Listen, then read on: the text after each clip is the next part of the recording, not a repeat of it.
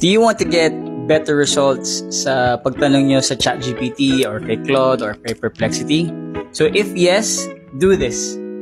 So kadalasan kasi when people use ChatGPT or Gemini or Claude or Meta AI asking for things or helping them come up with something, let's say a blog post or a report or suggestions on what to write or report, they do like what we call in the AI world zero shot prompting or few shot prompting, no? So yung walang context, kulang ng context. So kung gusto niyo dagdagan ng context at maglabas siya ng magandang result, yung ChatGPT or Claude or ever LLM you're using, dagdag mo to sa very end, no?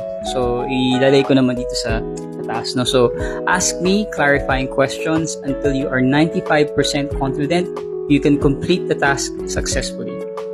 When you ask that, when you put that at the very end, ang gagawin ni ChatGPT or any of the LLMs, it would start asking you questions related to your inquiry. And then, pag sinagot mo siya at kinalarify mo siya, dinagdagan mo yung context dun sa tanong mo sa kanya, it will then come out with a better, a much more detailed, and siguro at the end of the day, mas satisfying na result kaysa lang na tinanong mo lang siya ng come up with a blog post for this or that, or come up with an article for this or that, no?